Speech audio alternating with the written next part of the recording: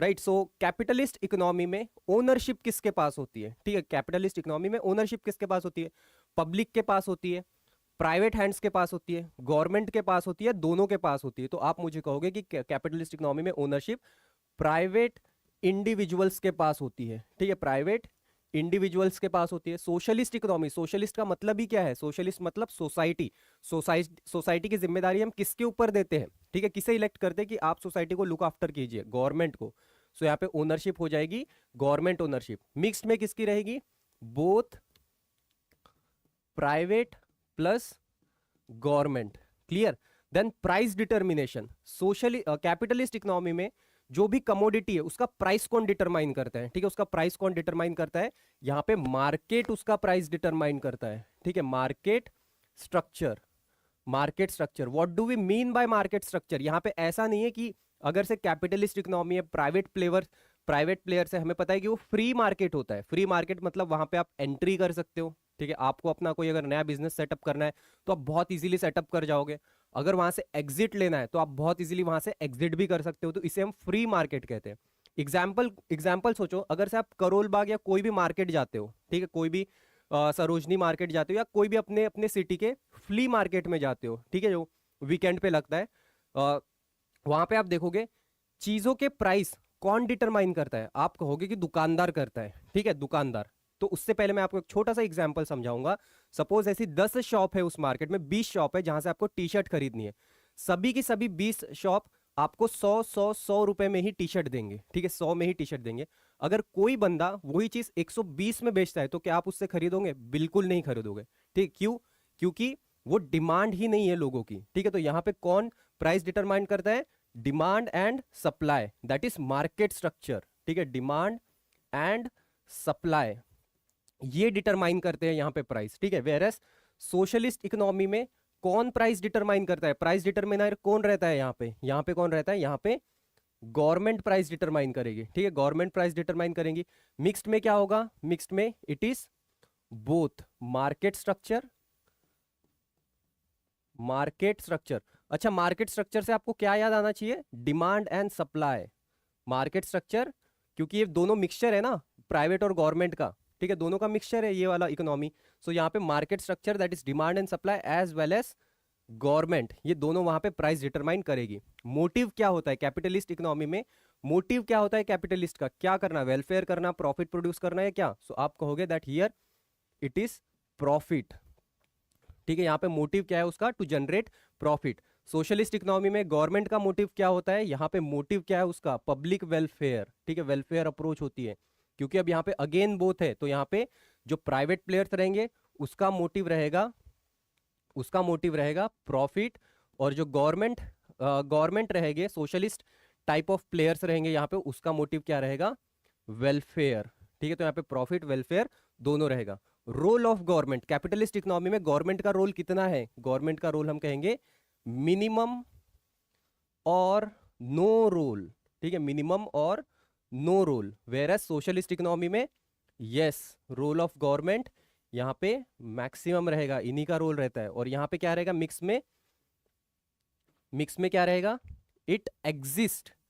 ठीक है, गवर्नमेंट का रोल होता है कहां पे होगा? जो भी सोशलिस्ट सेक्टर है, सोशलिस्ट सेक्टर मतलब ऐसा सेक्टर जहां पे जो चीजें गवर्नमेंट हैंडल कर रही है। जैसे कि अगर इंडिया का सिनारियो लेते हैं, इंडिया का सिनारियो लेते हो, अब हमारे पास स्कूल्स होते हैं। ठीक है, यहाँ पे स्कूल्स है। स्कूल्स दो टाइप के होते हैं, एक तो होता है जो कि प्राइवेट स्कूल्स होते हैं, एक होता है जो गवर्नमेंट स्कूल होते हैं। ठीक है, गवर्नमेंट स्कूल होते हैं। सो इंडिया किसका एग्जाम्पल है? मिक्स्ड इकोनॉमी का एग्जाम्पल है। तो यहाँ पे प्राइवेट प्लेयर्स भी है और गवर्नमेंट का भी रोल होता है। ठीक है, गवर्नमेंट का भी रोल होता है। कुछ चीजें वेलफेयर के लिए, ठीक है, सोसाइटी वेलफेयर के लिए हम स्कूल्स बनाते हैं, पब्लिक स्कूल्स बनाते हैं, देन पब्लिक हॉस्पिटल्स बनाते हैं, है ना। वेरस प्राइवेट हॉस्पिटल्स भी होते हैं, दोनों कोएग्जिस्ट करते हैं।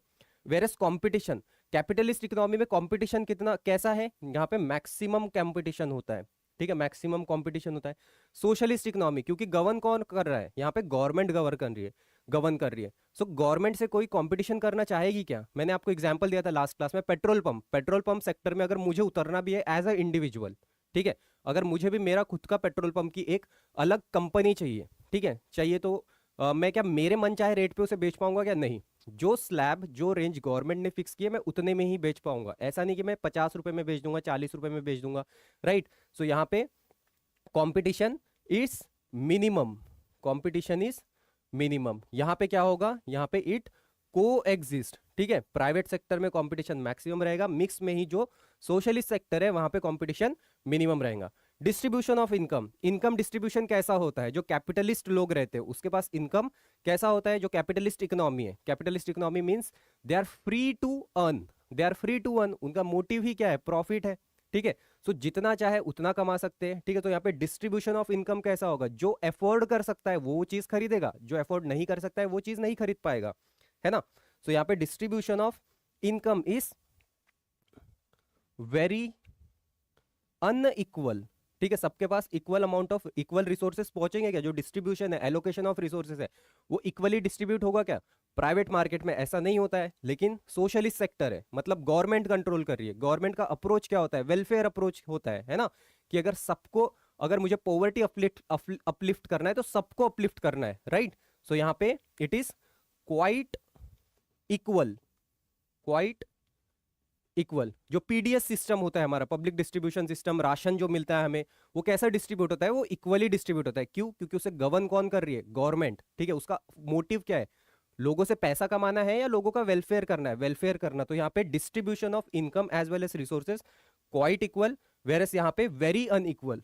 अगर से कोई अंबानी है, वो जितना चाहे उतना कमा सकता है, ठीक है। वेरस जो छोटे बिजनेसमैन है वो भी जितना चाहे उतना कमा सकते हैं, लेकिन उनमें डिस्पैरिटी बहुत रहेगी, ठीक है। वो खुद पे डिपेंड करेगा कि आपका मोटिवेशन लेवल कितना है, आपका मार्केट में स्ट्रांग होल्ड कितना है, ठीक है। ये सारी चीजें डिपेंड करेगी। और अगेन हियर इट को एग्जिस्ट, को एग्जिस्ट, ठीक है। नेक्स्ट हमें आज मेन देखना है टाइप्स ऑफ इकोनॉमी, ठीक है। There are further 2 types of economy based on the territorial boundary, ठीक है। दो टाइप ऑफ इकोनॉमी और होती है। अब ये 2 टाइप ऑफ इकोनॉमी कौन सी है, ठीक है? 2 टाइप ऑफ इकोनॉमी कौन सी है? अगर मैं आपसे कहूं कि आपको इसे 10 सेकंड तक थोड़ा सा ऑब्जर्व करना है, ठीक है। Here it is figure 1 and this one is figure 2। अगर आप दोनों को ऑब्जर्व करते हो तो आप क्या डिस्क्राइब कर सकते हो इन पिक्चर्स को, ठीक है? कैसे डिस्क्राइब कर सकते हो? यहां पे क्या समझ में आता है हमें? कुछ ना कुछ ट्रेड हो रहा है, ठीक है। ट्रेड हो रहा है या ट्रांसपोर्टेशन हो रहा है, वॉट एवर। यहां पे भी ट्रेड और ट्रांसपोर्टेशन हो रहा है, ठीक है। कुछ ना कुछ ट्रेड हो रहा है, ठीक है। तो लेकिन दोनों किस लेवल पे हो रहा है, ठीक है? दोनों किस लेवल पे हो रहा है? तो आप ये कहोगे कि यहां पे जो है, ठीक है, यहां पे जो ट्रेड हो रहा है, ठीक है, जो ट्रेड हो रहा है, जो एक्सचेंज ऑफ बिजनेस हो रहा है, exchange of goods and service हो रही है, ये किस लेवल पे हो रही है? ये हो रही है हमारी इंटरनेशनल लेवल पे, ठीक है। इंटरनेशनल लेवल, ये इंटरनेशनल लेवल पे हो रहा है। वेरएस अगर आप इसे देखोगे तो आप कहोगे कि एक स्टेट से दूसरा स्टेट, या हम इसे कह सकते हैं that it is on the national level या इंट्रा स्टेट, ठीक है। सो ये 2 चीजें हो रही है। यहां पे जो ट्रेड एंड ट्रांसपोर्टेशन था वो वर्ल्ड वाइड हो रहा है, ग्लोबली हो रहा है, ठीक है। वेरएस ये जो इकोनॉमी है, यहां पे जो भी ट्रांजेक्शन हो रहा है, जो भी गुड्स एंड सर्विस का एक्सचेंज हो रहा है, जो भी ट्रेड हो रहा है, वो कैसे हो रहा है? एक स्टेट से अगले स्टेट में। इट मींस कि with in the national boundary, ठीक है, नेशनल बाउंड्री के अंदर हो रहा है ये ट्रेड। वेरएस ये वाला जो ट्रेड है, क्या इसे नेशनल बाउंड्री लिमिट कर रही है क्या? तो आप कहोगे नहीं, यहां पे नेशनल बाउंड्री लिमिट नहीं कर रही है। हमें जहां चाहे हम ग्लोबली ट्रेड कर सकते हैं। सो ऐसी इकोनॉमी जहां पे हम ग्लोबली ट्रेड कर सकते हैं उसको हम क्या कहेंगे? इसे हम कहते हैं, ठीक है, इसे हम कहते हैं open economy. Whereas if it is in with in the national territory या डोमेस्टिक बाउंड्री के अंदर ट्रेड हो रहा है तो हम इसे क्या कहते हैं? इसे हम कहते हैं closed economy. So that is a very minor difference, या बहुत ही सिली डिफरेंस है ओपन, और बहुत ही इजी भी है ओपन और क्लोज इकोनॉमी में। What is open economy? अब आपको समझ आ चुका है कि ओपन इकोनॉमी क्या होता है। ओपन इकोनॉमी हम उसे कहते हैं जहां पे जो भी ट्रेड होगा वो ग्लोबली होगा, वर्ल्ड वाइड होगा, from one country to another country होगा, ठीक है। ठीक है, my one question is to you कि करंट सिनारियो में which is more practical, open economical system और close economical system? Current economy में कौन सा ज्यादा रियलिस्टिक है, कौन सा ज्यादा प्रैक्टिकल है? कमेंट में बताओगे। Likewise what is close economy? Close economy क्या होता है? क्लोज इकोनॉमी में जो भी ट्रेड हो रहा है, ट्रांसपोर्टेशन हो रहा है, ये रेस्ट्रिक्टेड है, ठीक है, again I repeat, it is restricted with in the national boundary. ठीक है, मतलब मैं महाराष्ट्र से यहां श्रीलंका में ट्रेड कर पाऊंगा क्या? नहीं। अगर मैं कर सकता हूं तो इसी को मैं क्या कहूंगा, अगर मैं महाराष्ट्र से या इंडिया से श्रीलंका ट्रेड करूंगा तो हम वो क्या कहेंगे, that it is a open economy. ऐसे कंट्री, ओवरऑल ऐसी कंट्री जो विद इन कंट्री ट्रेड करती है, विद इन अपनी डोमेस्टिक बाउंड्री ट्रेड करती है, उसे हम क्लोज इकोनॉमिक सिस्टम में डालेंगे। वेरएस ऐसी कंट्री जो इंटरनेशनली हर कोई कंट्री से ट्रेड करने के लिए रेडी है, उसे हम क्या कहते हैं, उसे हम ओपन इकोनॉमी कहते हैं। सो करंट सिनारियो में which is more practical, so more practical economical system is open economy. This is more practical. आपने देखा होगा कि हर एक जो कंट्री है उसकी अपनी अपनी लिमिटेशंस है। अगर से बीइंग इंडियन या बीइंग बॉर्न इन इंडिया, हमारे इंडिया में अगर एग्रीकल्चरल बहुत ज्यादा फ्लरिश कर रही है, तो कोई कंट्री है जहां पे एग्रीकल्चर उतनी फ्लरिश नहीं करती है, तो दूसरी कंट्री जो है वो इंडिया के ऊपर डिपेंडेंट रहेंगी एग्रीकल्चर के लिए। वेयर एस ऐसे बहुत सारे इंपॉर्टेंट मिनरल्स है, सेमीकंडक्टर्स एलिमेंट्स है जो इंडिया में नहीं पाए गए हैं, तो हम ये क्या करते हैं, हम दूसरे कंट्री से इंपोर्ट करते हैं, ठीक है, या इंडक्ट करते हैं, right. So it is more practical. Let's have a brief comparison of close and open economy, so that आप भी समझ सको, आपको ही कॉन्फिडेंस आए कि हाँ ओपन और क्लोज इकोनॉमी का ये हमारा डिफरेंस है। देखो there is one more thing, जो हम ये इकोनॉमिक मॉड्यूल स्टार्ट कर रहे हैं इसका मोटिव सिर्फ यही नहीं है, ठीक है, इसका मोटिव ये नहीं है कि यार ये सीडीएस और सीएपीएफ तक ही लिमिटेड रहेगा। आप अगर चाहो तो इनका यूज अपने पेपर 2 में भी कर सकते हो, ठीक है, पेपर 2 में भी कर सकते हो, क्योंकि हम यहाँ पे सिर्फ ये नहीं देखते, डेफिनेशन वाइज तो हम यहाँ पे पढ़ते नहीं है, हम एट दी एंड क्या कर रहे हैं, यहाँ पे ब्रेनस्टॉर्मिंग कर रहे हैं थोड़ा, ठीक है, हम यहाँ पे ब्रेनस्टॉर्मिंग करते हैं, हम देखते हैं कि यार ओपन इकोनॉमी क्यों ओपन है। हमने क्या उसकी डेफिनेशन पढ़ी, हमने कोई लाइन रीड की? नहीं, हमने बहुत ही आसान शब्दों में समझा है कि आपको आप अगर किसी और को समझाओ तो वो भी बहुत ही क्लियर रहे, ठीक है, उसमें भी क्लैरिटी रहे। सो लाइक वाइज क्लोज और ओपन इकोनॉमी, ठीक है, इसका डिफरेंस है trade relation. Trade relation close economy में कहां पे होता है, कैसा होता है? सो आप कहोगे क्लोज इकोनॉमी में trade relation is within the domestic boundary या टेरिटरी, डोमेस्टिक बाउंड्री या टेरिटरी में होता है। Trade relation in open economy it is world wide या globally. Whereas place of activity, ठीक है, प्लेस ऑफ एक्टिविटी क्या है यहाँ पे, अगेन विद इन कंट्री या within state, within country और state. Whereas in open economy, open economy में कैसा होगा place of activity, again outside the country, outside the country. Size of income, कौन से scenario में size of income, income का जो size रहेगा वो ज्यादा ग्रो करेगा, ज्यादा बड़ा होगा। सो आप क्या कहोगे, क्लोज इकोनॉमी में comparatively low here it is higher than the close economy, ठीक है, higher than the close economy. Likewise which one is imaginary economy, imaginary economy आप किसे कहोगे, ओपन या क्लोज को? तो आप कहोगे close economy is quite imaginary, ठीक है, थोड़ा सा इमेजिनरी, क्योंकि ऐसा कोई कंट्री नहीं है जो रिसोर्सेस के पॉइंट ऑफ व्यू से पूरा इंडिपेंडेंट कहलाया जाए, ठीक है, रिसोर्स के पॉइंट ऑफ व्यू से पूरा इंडिपेंडेंट कहलाया जाए। अगर इंडिया में हमारे पास एग्रीकल्चरल प्रोडक्शन ज्यादा है तो हमारे पास सेमीकंडक्टर्स एलिमेंट कम है, ठीक है। अगर से हम क्रूड ऑयल, ठीक है, क्रूड ऑयल हम बाहर से इंपोर्ट कराते हैं, राइट। सो ऐसा कोई कंट्री नहीं है जिसके पास क्रूड ऑयल ज्यादा है उसके पास खाने को नहीं होगा, ठीक है। So this is quite imaginary, but still there are some countries not fully but majoritily, ठीक है, मेजरली या मैक्सिमम वो इमेजिनरी या क्लोज इकोनॉमी फॉलो करते हैं। जैसे कि साउथ कोरिया हो गया, साउथ कोरिया बहुत ही कम चीजें बाहर से इंपोर्ट कराता है, वो एक सेल्फ सफिशिएंट खुद को क्लेम करता है, ठीक है। Whereas realistic economy, open economy is quite realistic in current scenario. आज के सिनारियो में आज के इकोनॉमी में हम क्या कहेंगे, ओपन इकोनॉमी को रियलिस्टिक इकोनॉमी कहेंगे। Apart from that sectors of Indian economy, next topic we have is the sector of Indian economy. अब इंडियन इकोनॉमी के कुछ सेक्टर्स हैं। अब ये सेक्टर्स कौन से हैं हमारे, ठीक है, कौन से सेक्टर्स हैं? आपने सुना होगा कि primary sector, secondary sector, tertiary sector, ये सारे होता क्या है, ठीक है। सो ओवरऑल ये जो टॉपिक है आपका ओवरलैप कर सकता है ज्योग्राफी में, दैट इज ह्यूमन ज्योग्राफी, और इकोनॉमी में, ठीक है। सो इकोनॉमी में हमें फिलहाल थोड़ा सा इसका क्रक्स समझना है कि ये कौन कौन से सेक्टर्स हैं, कौन कौन से सेक्टर्स हैं। मतलब कि जितने भी लोग इकोनॉमिकल एक्टिविटी में पार्टिसिपेट कर रहे हैं, इकोनॉमिक एक्टिविटी में पार्टिसिपेट करने का मतलब ये है कि कोई भी इंडिविजुअल, मैं हो गया, आप हो गए, ठीक है, हमारे पेरेंट्स हो गए, सभी लोग कुछ ना कुछ इकोनॉमिकल एक्टिविटी में इंगेज्ड है। इकोनॉमिकल एक्टिविटी में इंगेज्ड होने का मतलब ये होता है कि हम कुछ ना कुछ काम करते हैं इन एक्सचेंज ऑफ मनी, ठीक है, इन एक्सचेंज ऑफ मनी। मनी के एक्सचेंज में हम उन्हें क्या प्रोवाइड करते हैं, आइदर मैं उसे कुछ प्रोडक्ट सेल करूंगा गुड्स के फॉर्म में, या तो मैं उसे कुछ सर्विस प्रोवाइड करूंगा। सर्विस प्रोवाइड करना मतलब जैसे कि मैं एक सर्विस प्रोवाइडर हूं, मैं आपका टीचर हूं, तो मैं आपको एक सर्विस दे रहा हूं, इन रिटर्न आप मुझे कुछ पैसे दोगे, है ना। तो इसे हम क्या कहते हैं, इकोनॉमिकल एक्टिविटी में इंगेज होना, ठीक है। इसमें एक कंडीशन नेसेसरी है कि एक्सचेंज ऑफ मनी होना चाहिए। वेयर फॉर एग्जाम्पल हमारे घर पे इफ मेड आती है, ठीक है, मेड आती है कुक करने के लिए, तो उस मेड को कुकिंग के लिए, कुकिंग क्या हो गया, एक सर्विस हो गया, तो उसने हमें कुछ service the in the form of cooking, and in return हमने उसे कुछ मंथली सैलरी दी, ठीक है, कुछ ना कुछ हमने उसे पैसे दिए। Whereas same cooking if हमारी मम्मी करती है हमारे लिए, ठीक है, घर पे अगर हमारी मदर सिस्टर ने अगर कुक किया है, तो क्या हम उससे मनी देते हैं क्या, नहीं, ठीक है। तो क्या वो इकोनॉमिकल एक्टिविटी में काउंट होगा, क्या वो इकोनॉमिकल एक्टिविटी में काउंट नहीं होगा, ठीक है, इकोनॉमिकल एक्टिविटी में काउंट नहीं होगा। That is a house hold consumption, ठीक है।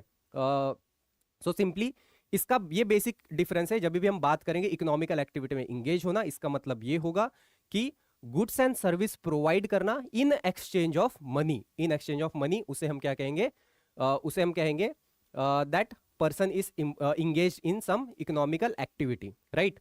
सो हमारे कुछ सेक्टर्स होते हैं, जैसे कि बहुत से लोग हैं, इंडिया को हम कौन सी इकोनॉमी कहते हैं, India majorly it is called as the agrarian economy. Agrarian economy क्यों, क्योंकि हमारे जो मोर देन 50% पॉपुलेशन है वो समवॉट एग्रीकल्चर या एग्रीकल्चर से रिलेटेड एक्टिविटी में इंगेज है, कुछ खेती कर रहे हैं, कुछ लेबर वर्क कर रहे हैं, ठीक है, कुछ वहां पे ट्रैक्टर चला रहे हैं, ठीक है, ये सारी चीजें एट द एंड वो कहाँ पे इंगेज है, एग्रीकल्चरल एक्टिविटी में। कुछ लोग गवर्नमेंट जॉब में है, जिसे हम कहते हैं कि यार हमारे फादर सर्विस में है, वो सर्विस में है, ठीक है। सो ये क्या हो गया, ये एक सर्विस सेक्टर हो गया। कुछ लोग कहेंगे कि वो मैन्युफैक्चरिंग सेक्टर में, इंडस्ट्री में वर्क करते हैं, कुछ मैन्युफैक्चर करते हैं, ठीक है, सप्लाई चेन में है, राइट। कुछ लोग और क्या काम करते हैं, कुछ लोग पॉलिसी मेकर्स होते हैं, जैसे कि हमारी गवर्नमेंट हो गई, क्या करती है, वो पॉलिसीज बनाती है। डीआरडीओ हो गया, डीआरडीओ अगेन क्या है, कौन है ये, डिसीजन मेकर है, जिनका डिसीजन किसे अफेक्ट करता है, किसे अफेक्ट करता है, पूरे नेशन को अफेक्ट करता है, राइट। तो ये सारा क्या हो चुका है, ये सारा क्या हुआ है, ये हमारे अलग अलग सेक्टर्स हो चुके हैं हमारे इकोनॉमी के, राइट। सो जिसमें हम इकोनॉमी को क्लासिफाई करते हैं, right. So on the basis of economic activity, on the basis of economic activity हम कैसे क्लासिफाई कर सकते हैं, प्राइमरी सेक्टर, ठीक है, प्राइमरी सेक्टर जिसमें क्या आता है, प्राइमरी सेक्टर में आप सिंपली याद रखोगे that what ever the activity, जो भी चीजें, जो भी इंडिविजुअल, इफ वो नेचर पे डिपेंडेंट है, नेचर पे या नेचुरल रिसोर्सेस पे, नेचर और नेचुरल रिसोर्स से उसकी इनकम आ रही है, तो हम क्या कहेंगे, वो बंदा प्राइमरी सेक्टर में इन्वॉल्व है। कौन सी सेक्टर में इन्वॉल्व है, प्राइमरी सेक्टर। प्राइमरी सेक्टर मतलब क्या होता है, प्राइमरी सेक्टर का मतलब होता है ऐसी चीजों में इंगेज होना जो मुझे डायरेक्ट नेचर से मिल रही है, नेचर से मिल रही है। जैसे कि देखो, जैसे कि इफ नेचर से हम क्या क्या एक्सट्रैक्ट करते हैं, माइनिंग करते हैं, ठीक है, माइनिंग करते हैं। देन एग्रीकल्चर हो गया, मैं नेचर पे डिपेंडेंट हूं डायरेक्ट, ठीक है, एग्रीकल्चर हो गया। डेयरी हो गया, ठीक है, जो भी एनिमल हस्बेंड्री होता है, ये सारा प्राइमरी सेक्टर में आता है। फिशिंग हो गया, फॉरेस्ट्री हो गया, फॉरेस्ट से क्या किया मैंने, फॉरेस्ट से लकड़ियां काट के ले आया, ठीक है, ये लकड़ियां काट के ले आया। लेट्स टेक कि मैंने कुछ वुडन लॉग्स ले आए, तो मैंने ये, मेरी इनकम कहां से हुई, डायरेक्टली नेचुरल रिसोर्स से हुई, नेचुरल रिसोर्स से हुई। तो कौन सा सेक्टर हुआ, ये हुआ प्राइमरी सेक्टर। क्या इतना ही है क्या प्राइमरी में, नहीं, और भी है। इसके एग्जांपल्स क्या हो गए, माइनिंग, कोल माइनिंग करते हैं, कहां से मिलता है हमें, नेचर से मिलता है। गोल्ड एक्सट्रैक्ट करते हैं, कोल का मतलब सिर्फ कोल ही नहीं होगा, जितने भी हम मिनरल्स एलिमेंट्स नेचर से मिल रहे हैं, वो सारा क्या हो गया हमारा प्राइमरी एक्टिविटी में इंगेज होना। नेक्स्ट और क्या आ जाएगा इसमें, फिशिंग आ चुका है। तो ये सारी चीजें कहां पे आती है, हमारी प्राइमरी सेक्टर में, ठीक है, ऑलराइट। हाँ, रॉ मटेरियल कह सकते हैं, ठीक है, जो भी रॉ मटेरियल हमें नेचर से मिलता है, रॉ मटेरियल इफ मैंने नेचर से लाया, तो मैं क्या कहूंगा, दैट आई एम इंगेज और I was engage in the primary sector. अब यहां पे एक एग्जाम्पल लो, सपोज ये वुडन लॉग, ठीक है, सपोज ये वो बंदा है जो, जिसकी इनकम हुई है फॉरेस्ट में वुडन लॉग लेके आके, ठीक है, फॉरेस्ट से उसने फॉरेस्ट्री किया, then he is a lumberjack, उसने फॉरेस्ट से कुछ लकड़ियां कलेक्ट की। अब ये लकड़ियां मैं या आप एज अ इंडिविजुअल, क्या आप इसे डायरेक्टली यूज कर लोगे क्या घर पे? ठीक है, डायरेक्टली यूज करोगे क्या? नहीं। आप कहोगे कि इस लकड़ी का इधर आप, इस लकड़ी को आप चेयर के फॉर्म में यूज कर सकते हो। ठीक है, चेयर के फॉर्म में यूज कर सकते हो, सोफा के फॉर्म में यूज कर सकते हो। ठीक है, आप इसे बैट के फॉर्म में यूज कर सकते हो। करेक्ट है। तो इस वुडन लॉक को, वुडन लॉक से चेयर या बैट में कन्वर्ट करने के लिए इसे कुछ ना कुछ प्रोसेसिंग से पास होना पड़ेगा, है ना। इसका हम कुछ मैन्युफैक्चरिंग करेंगे, प्रोसेस करेंगे, इसमें वैल्यू ऐड करेंगे, कुछ ना कुछ वैल्यू ऐड करेंगे। एज इट इज तो हम उसे यूज नहीं कर सकते हैं। ठीक है, so but at the end ये जो भी चेयर थी, बैट थी, चेयर बैट थी, ये बनाने के लिए मेरा रॉ मटेरियल आया कहां से? वो कहां से आया? मेरा प्राइमरी सेक्टर से। प्राइमरी सेक्टर से आने के बाद क्या मैं उसे एज इट इज यूज कर रहा हूं क्या? नहीं, मैं उसे थोड़ा मैन्युफैक्चर करूंगा, उसमें मैं वैल्यू ऐड करूंगा, वैल्यू ऐड करूंगा, और वैल्यू ऐड करने के बाद फाइनली मुझे चेयर मिलेगी या तो बैट मिलेगा, है ना। तो ऐसे सेक्टर को हम क्या कहते हैं? ऐसे सेक्टर को हम सेकेंडरी एक्टिविटी कहते हैं। ठीक है, सेकेंडरी सेक्टर या सेकेंडरी एक्टिविटी कहते हैं, जहां पे क्या इन्वॉल्व होती है? रॉ मटेरियल पे, रॉ मटेरियल को हम मैन्युफैक्चर करते हैं। ठीक है, उसे हम फर्दर मैन्युफैक्चर करते हैं। तो ऐसे सेक्टर को हम क्या कहते हैं? ऐसे सेक्टर को हम कहते हैं that it is the secondary sector. ठीक है, secondary sector. Imagine again, primary sector से मुझे खेती से मुझे अनाज मिल गया, उस अनाज को मैंने बिस्किट में कन्वर्ट किया। ठीक है, लाइकवाइज प्राइमरी सेक्टर से मुझे आयरन एंड स्टील मिल गया या आयरन मिल गया। अब आयरन को मैं एज इट इज तो यूज नहीं करूंगा, आयरन मुझे ओर के फॉर्म में मिलेगा। ओर को मैंने स्टील शीट में कन्वर्ट कराऊंगा, या तो स्टील शीट में या उसको मैं कार में कन्वर्ट कराऊंगा। यहाँ पे चेयर हो गया। प्राइमरी सेक्टर से क्या हुआ? लेट्स टेक कि यहाँ पे एक सेरीकल्चर, ठीक है, सेरीकल्चर या कॉटन में ग्रो करता हूं। अब कॉटन को एज इट इज यूज नहीं करूंगा, उसको मैंने मैन्युफैक्चर किया, प्रोसेस किया। ठीक है, सो इसे हम क्या कहते हैं? Secondary sector. I hope it is clear, right. ये क्लियर होगा आपका सेकेंडरी सेक्टर क्या होता है। नेक्स्ट एक आता है tertiary sector. Tertiary sector simply क्या होता है? This are the service sector. इसे हम क्या कहते हैं? Service sector. आप तीन चीज याद रखोगे जो आपका क्वेश्चन सॉल्व कर देगा, आपको आंसर दे देगा। ठीक है, प्राइमरी सेक्टर के सामने आपको लिखना है रॉ मटेरियल कहां से आएगा? नेचुरल रिसोर्स से या नेचर से आएगा। इसी को प्राइमरी सेक्टर को जब हम मैन्युफैक्चर करेंगे या उसमें वैल्यू ऐड करेंगे तो सेकेंडरी सेक्टर कहता है, उसी को हम क्या कहते हैं? Manufacturing industries. थर्ड जो होता है हमारा टर्शरी सेक्टर। टर्शरी सेक्टर मतलब सर्विस सेक्टर। सर्विस सेक्टर मतलब सर्विसेज क्या क्या होती है? लॉयर की सर्विस होती है, लॉयर सर्विस प्रोवाइड करता है, डॉक्टर सर्विस प्रोवाइड करता है, टीचर सर्विस प्रोवाइड करता है। ठीक है, ये सारा क्या हो गया? सर्विस सेक्टर हो चुका है। ठीक है, सर्विस सेक्टर जो हमारा लॉजिस्टिक होता है, लॉजिस्टिक होता है। ठीक है, ये क्या है? ट्रांसपोर्टेशन। ट्रांसपोर्टेशन, ट्रांसपोर्टेशन क्या है? ट्रांसपोर्टेशन एक सर्विस प्रोवाइड कराना है। ठीक है, ट्रांसपोर्टेशन के मीन से, हाँ, ट्रेन मैन्युफैक्चर करना। अगर से ट्रेन है, इसे आप बना रहे हो, मैन्युफैक्चर कर रहे हो, तो वो किस सेक्टर में आएगा? वो सेकेंडरी में आएगा। लेकिन ट्रेन को चलाना, ठीक है, क्या है? गवर्नमेंट हमें सर्विस प्रोवाइड कर रही है। प्लेन्स चलाना सर्विस प्रोवाइड कर रही है, प्लेन्स बनाना, वो प्लेन मैन्युफैक्चर हुआ है। Got it, right. तो इसी में हमारा और क्या क्या चीजें आती है? टर्शरी सेक्टर में आप सिंपली याद रखोगे service sector of any kind, service sector of any kind, तो वही होता है हमारा सर्विस सेक्टर। इसमें हमारी गवर्नमेंट जॉब्स भी आती है। ठीक है, गवर्नमेंट जॉब्स आती है, जैसे कि जो हमारे पॉलिसी मेकर्स होते हैं, प्राइम मिनिस्टर हो चुके हैं, हमारे डिफेंस मिनिस्टर हो गए, सारे क्या है? ये हमें सर्विस प्रोवाइड कर रहे हैं। सो यही किस में आता है? टर्शरी सेक्टर में।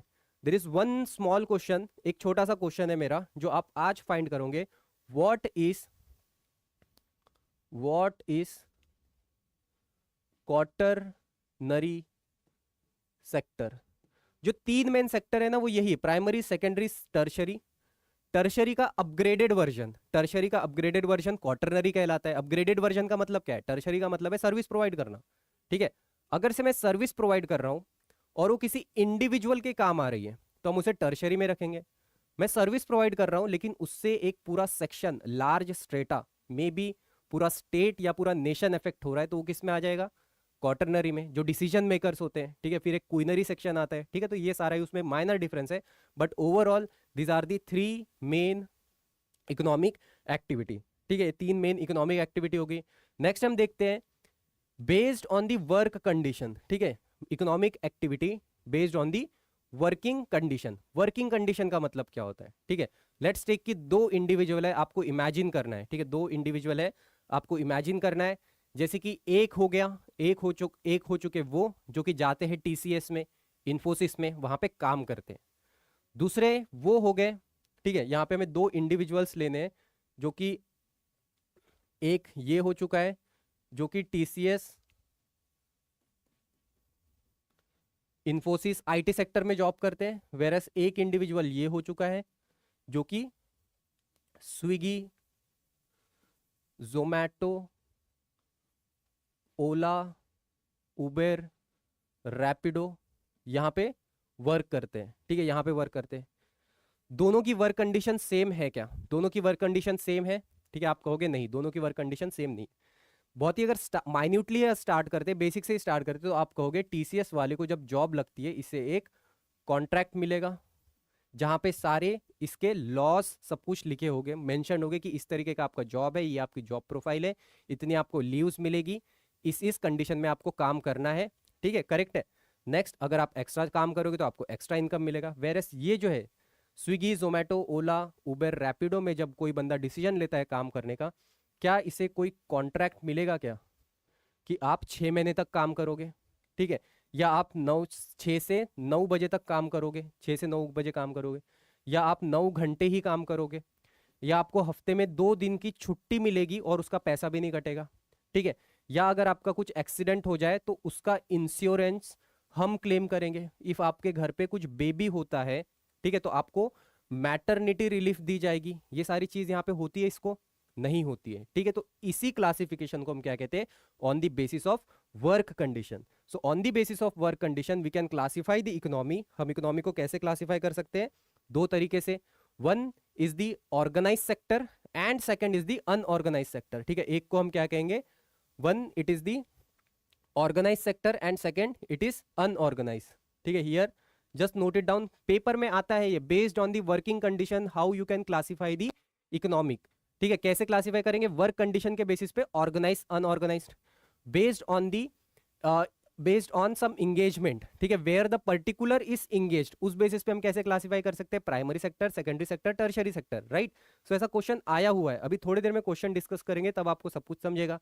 Then simply note it down, on the basis of work condition how economy can be classified: organized and unorganise sector. अब आपको आइडिया तो क्लिक हो गया ना, ऑर्गेनाइज किसे कहना है, अनऑर्गेनाइज किसे कहना है। ऑर्गेनाइज मतलब जो भी आईटी सेक्टर में काम कर रहे हैं, टीसीएस, इंफोसिस, गवर्नमेंट सेक्टर में काम कर रहे हैं, वो भी ऑर्गेनाइज सेक्टर है।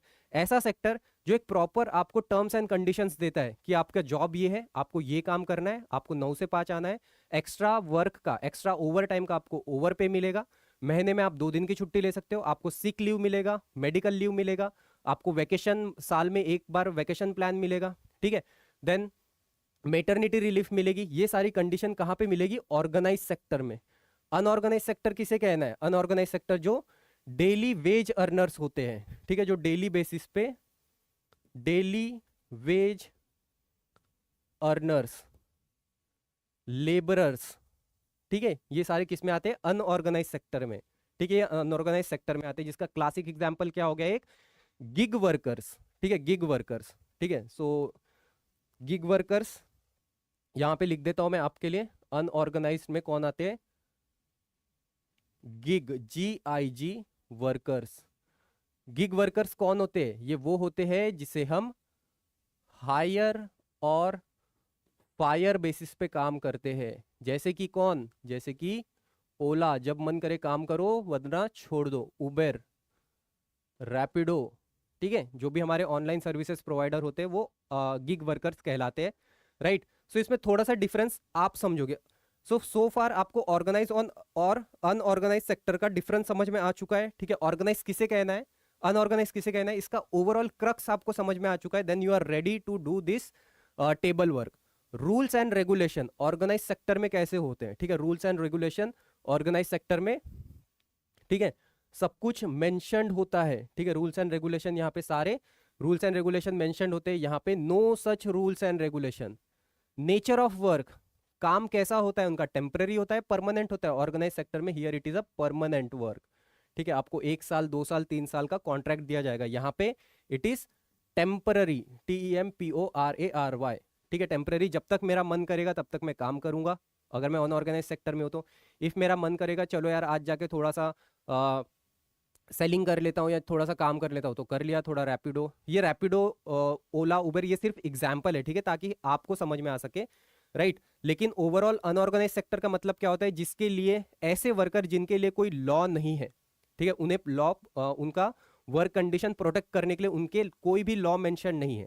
अगर इन केस किसी सेक्टर में आप काम करते हो और आपको वहां पे सडनली भगा दिया जाए, लेट्स टेक कि अगर आप ऑर्गेनाइज सेक्टर में हो, आप टाटा, TCS, IT सेक्टर में काम करते हो, और सडनली आपको कहा जाए कि कल से आपकी जॉब गई, तो आप क्या कर सकते हो, आप उसके ऊपर कुछ ना कुछ लीगल एक्शन ले सकते हो कि आप ऐसे मुझे एक दिन का नोटिस देके नहीं निकाल सकते हो, आपको एटलीस्ट मुझे 30 दिन 60 दिन पहले इंटिमिडेट करना पड़ेगा। देन इफ आप मुझे निकाल रहे हो तो आपको मुझे नेक्स्ट 2-3 मंथ की सैलरी भी देनी पड़ेगी, ठीक है। तो काइंड ऑफ थिंग, इनके पास कुछ प्रोटेक्शंस होती है, लीगल प्रोटेक्शंस होती है। अनऑर्गेनाइज सेक्टर के पास ऐसा कुछ नहीं होता है।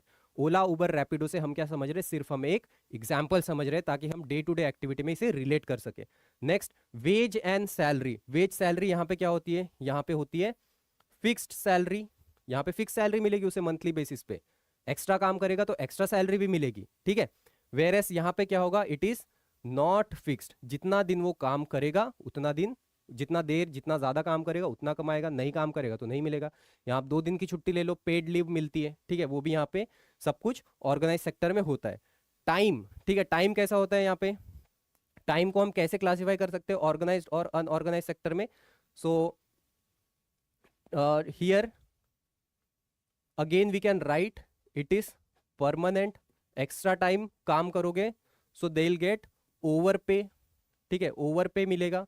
वेरएस यहाँ पे नो फिक्स टाइम, यहाँ पे नो फिक्स टाइम, यहाँ पे कोई फिक्स टाइम नहीं होगा, ठीक है, नहीं, यहाँ पे कोई फिक्स टाइम होगा, आपको 24 घंटे काम करना है, आप 24 घंटे काम करो। वेरएस वेरएस ऑर्गेनाइज सेक्टर में आप किसी इंडिविजुअल से 24 घंटे काम नहीं करा सकते हो एक दिन में, ठीक है, एक दिन में आप मैक्सिमम कितना काम करा सकते हो, 9 घंटे काम करा सकते हो आप सिर्फ मैक्सिमम एक दिन में। वेरएस यहाँ पे ऐसा कुछ नहीं है। बेनिफिट्स, क्या क्या बेनिफिट्स मिलते हैं being a worker of organise sector, या ऑर्गेनाइज सेक्टर में आप जॉब करते हो तो क्या क्या हमें फैसिलिटीज मिल सकती है, कौन कौन सी बेनिफिट्स मिल सकती है हमें। यहाँ पे पेड लीव मिलता है, यहाँ पे आप कहोगे कि सिक लीव मिलता है, यहाँ पे मैटरनिटी रिलीफ मिलती है, मैटरनिटी रिलीफ, इफ आपके घर पे बेबी आने वाला है तो आपको 2 महीना 3 महीने का लीव मिल सकता है, पेड लीव्स, और आपकी सैलरी भी डिडक्ट नहीं होगी। यहाँ पे आपका इंश्योरेंस हो सकता है, ठीक है, यहाँ पे आपको एजुकेशन लोन मिल सकता है, हाउसिंग लोन मिल सकता है कम रेट पे, ठीक है। तो ये सारे क्या हो चुके हैं इसके बेनिफिट्स। ओवरऑल ऐसा नहीं कि इतने ही है, बहुत सारे हैं यहाँ पे बेनिफिट्स, ये सारे होते हैं। वेयरएस यहाँ पे no such benefits, no such benefits. So that is a difference between working economic activity based on the working condition, जो कि हमने समझा है ऑर्गेनाइज्ड और अनऑर्गेनाइज सेक्टर में। इफ आपको समझा है काइंडली एक्नॉलेज इट, इफ आपको कोई पॉइंट नहीं समझा है you are free to ask, ठीक है, आपको फ्रीली आप मुझे पूछोगे।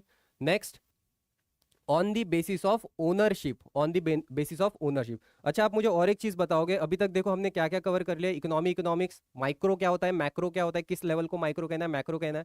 देन हमने सोशलिस्ट, कैपिटलिस्ट, इकोनॉमिस्ट और मिक्स्ड इकोनॉमी, ये सारा कुछ देख लिया। देन आफ्टर दैट हमने 2-3 क्लासिफिकेशंस देखे।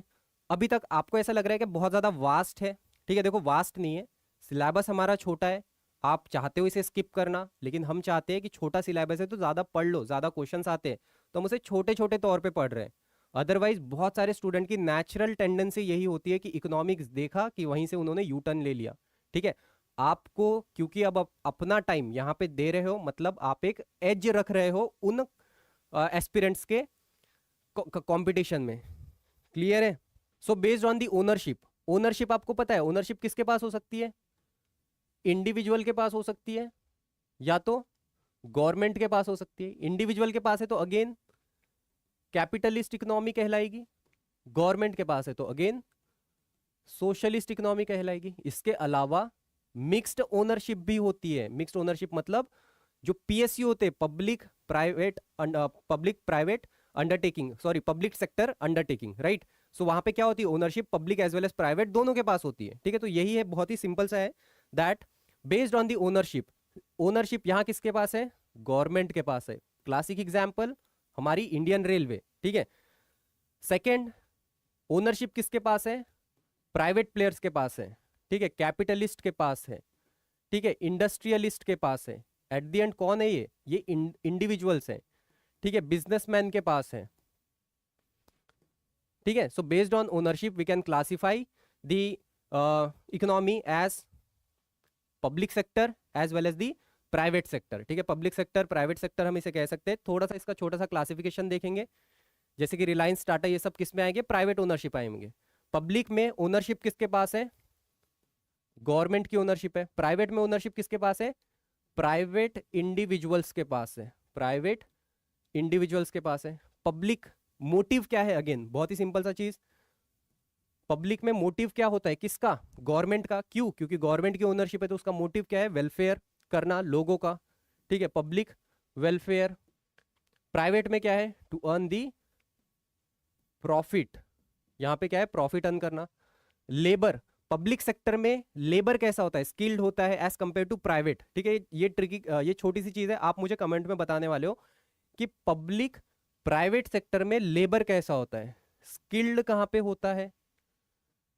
अनस्किल्ड कहां पे होता है? सेमी स्किल्ड कहां पे होता है?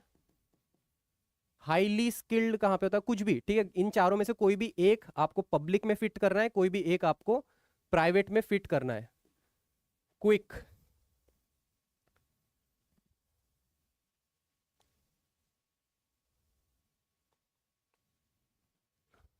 लेबर, ये मैंने आपको हिंट दे दिया है। पब्लिक सेक्टर में क्या होना चाहिए? स्किल्ड कहां पे होगा, अनस्किल्ड कहां होगा, सेमी स्किल्ड कहां होगा। थोड़ा सा सोचना है, ठीक है, प्रैक्टिकल सोचना है आपको।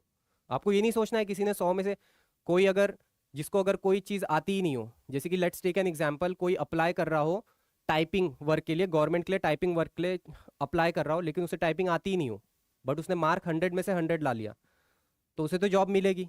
वेयर एज ऐसा बंदा जो प्राइवेट सेक्टर में जाता है एज अ टाइपिस्ट और उसे टाइपिंग ही नहीं आती, तो क्या उसे रखेंगे वो? ठीक है। सो प्राइवेट में स्किल्ड होता है, एग्जैक्टली, ठीक है। सो यहां पे जो होगा, हियर इट इज स्किल्ड। यहां पे लेबर कैसा होगा? प्राइवेट में स्किल्ड लेबर होगा। यहां पे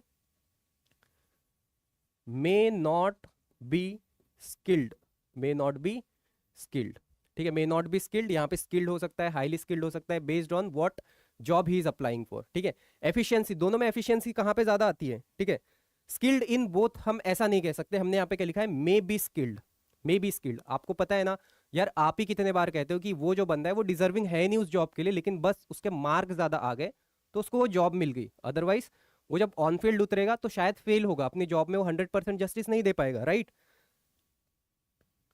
okay, so may be skilled but here it is skilled. आप अगर प्राइवेट कंपनी रन कर रहे हो तो आप एक ऐसे अनस्किल्ड लेबर को रखोगे? नहीं रखोगे आप, ठीक है। एफिशिएंसी कहां पे ज्यादा आएगी? एफिशिएंसी पब्लिक में एफिशिएंसी ज्यादा आएगी या प्राइवेट में? ऑब्वियसली जहां पे गारंटेड है कि मेरा वर्कर ही, मेरा काम करने वाला ही स्किल्ड वर्कर है, तो वहीं पे एफिशिएंसी ज्यादा आएगी। यहां पे स्किल्ड है तो यहां पे efficiency is higher as compare to the this sector, here less, comparatively less, ठीक है। दोनों का हमें कंपैरिजन करना है, ठीक है। तो इसका बेस्ट आउटकम क्या निकल सकता है? इसका बेस्ट आउटकम ये निकलता है कि हमें हमें पब्लिक प्राइवेट पार्टनरशिप दोनों साथ बाय साथ चलाना है, जिसे हम क्या कहते हैं? Public private partnership. Public private partnership में ओनरशिप किसकी हो सकती है? दोनों की होगी, पब्लिक भी रहेगा प्राइवेट भी रहेगा। आपने देखा होगा बहुत सारे स्कूल्स, बहुत सारे हॉस्पिटल्स गवर्नमेंट के होते हैं, लेकिन गवर्नमेंट उसे प्राइवेट को कॉन्ट्रैक्ट दे देती कि ये आपकी जिम्मेदारी, आप इसे रन कराओ, करेक्ट है। तो एक क्लासिक एग्जांपल हुआ पब्लिक प्राइवेट पार्टनरशिप का। फंडिंग गवर्नमेंट करेगी लेकिन उसका मैनेजमेंट प्राइवेट प्लेयर करेगा, ठीक है। प्राइवेट प्लेयर अपना प्रॉफिट भी निकाल लेगा, जितना प्रॉफिट उसे चाहिए वो प्रॉफिट निकाल लेगा, जितना बचा वो गवर्नमेंट को दे देगा, गवर्नमेंट वो पैसा पब्लिक के वेलफेयर पे लगा देगी। मोटिव यहाँ पे क्या है? मोटिव क्या है यहाँ पे? Both welfare as well as profit. Labour कैसा रहेगा यहाँ पे? लेबर कैसा रहेगा? अगेन यहाँ पे स्किल्ड लेबर रहेगा, ठीक है, स्किल्ड लेबर रहेगा। एफिशिएंसी यहाँ पे कैसी निकलेगी? एफिशिएंसी यहाँ पे अच्छी निकलेगी। So here it is good, efficient, और we can say that is comparatively higher efficiency than the public sector, ठीक है। पब्लिक इंडिविजुअल्स को काउंट करोगे तो उससे तो बेटर ही यहाँ पे एफिशिएंसी निकलेगी। सो that is all about today's class. आज के क्लास में इतना ही था, ठीक है। क्या क्या सीखा हमने? बहुत सारी चीजें समझी है आज की, छोटी छोटी चीजें, बहुत ही बेसिक चीजें थी, बट आप अवेयर नहीं थे, ठीक है, आपको ऑलरेडी पता थी ये सारी चीजें, ऐसा नहीं कि आपको गिग वर्कर्स नहीं पता है, मे बी आपको ये नाम नहीं पता होगा कि गिग वर्कर्स कहते किसे, हायर एंड फायर बेसिस वाले को गिग वर्कर्स कहते हैं, ओला उबेर उसके क्लासिक एग्जांपल है, ठीक है, आपको ये भी चीजें पता थी, ओनरशिप किसकी होती है, पब्लिक की है या प्राइवेट की है, ये सारी चीज पता थी, लेकिन आप उससे थोड़ा सा अवेयर नहीं थे हमारे एग्जाम परस्पेक्टिव से, ठीक है, आप डायरेक्शन लेस थे, अभी आपको एक डायरेक्शन मिली है कि हाँ सब कुछ तो हमारे आजू बाजू में हो रहा है लेकिन हम अवेयर नहीं है, राइट, तो यही चीज हमने आज सीखी है, ठीक है, लाइकवाइज आगे भी इकोनॉमी में जो भी चीज आएगा आप सबको वो सारी चीजें पता है, सो कल का जो क्लास होगा वहां पे हम देखेंगे, ठीक है, कल के क्लास में हम इसके ऊपर एक एमसीक्यू सेशन रखेंगे, कल का class it means next class जब भी होगा, before that just note down this quote, ठीक है, there is one important quote, a nation is not made wealthy by a childish accumulation of shiny metals, but it is enriched by the economic prosperity of all its people. Again I repeat, a nation is not made wealthy by the childish accumulation of shiny metals, but it is enriched by the economic prosperity of all its people. मतलब इसका बहुत ही simple है, एक जो country होता है वो जो प्रॉस्पेरिटी उसमें आती है, उसमें जो खुशहाली आती है, ठीक है, वो इससे नहीं आती कि उसके पास कितना रिसोर्सेस अवेलेबल है, कितना उसके पास पैसा है, ठीक है, कितना उसके पास हाईली रिच्ड मिनरल्स हैं, जैसे कि आप अफ्रीकन कंट्रीज ले लो, बहुत सारे प्रीशियस मेटल्स मिलेंगे लेकिन बैकवर्ड है, यूरोपियन कंट्रीज ले लो, कुछ भी उनके पास ऐसी खदान नहीं है, सोने की खदान नहीं है, स्विट्जरलैंड कुछ खदान नहीं है, लेकिन दे आर हाईली प्रॉस्परस, ठीक है, they are highly prosperous, right. अब ये स्टेटमेंट किसने दी थी, ये स्टेटमेंट दी थी हमें एडम स्मिथ ने, ठीक है, एडम स्मिथ ने, जो कि कौन है, Adam Smith, he is the father of modern economics, ठीक है, आप लिखोगे इसे पेपर में आता है कि एडम स्मिथ कौन है, so he is the father of modern economics, जिन्होंने एक बहुत ही फेमस बुक भी लिखी है, that an inquiry into nature and causes of the wealth and nation, Adam Smith, ये उनकी बुक का नाम है, दोनों चीजें नोट करो, बहुत ज्यादा इंपॉर्टेंट है, 2-3 बार पूछा जा चुका है ये क्वेश्चन, ठीक है, और इतना तो पता होना ही चाहिए क्योंकि वो फादर ऑफ मॉडर्न इकोनॉमिक्स है, तो जो पुराना कोट था वो भी उन्हीं का दिया हुआ था, ठीक है, उन्हीं का दिया हुआ था। सो that is all for today's class, कल के क्लास में हम देखेंगे इसके ऊपर, अभी तक हमने इकोनॉमिक्स के शायद हमारे 3 सेशंस हुए हैं, जितने भी इसके ऊपर क्वेश्चंस आते हैं वो हम सारे क्वेश्चन डिस्कस करेंगे, जो भी डाउट्स है, doubts are most welcome now, सारे आप डाउट पूछ सकते हो, क्वेश्चन पूछ सकते हो, एकेडमिक नॉन एकेडमिक, राइट।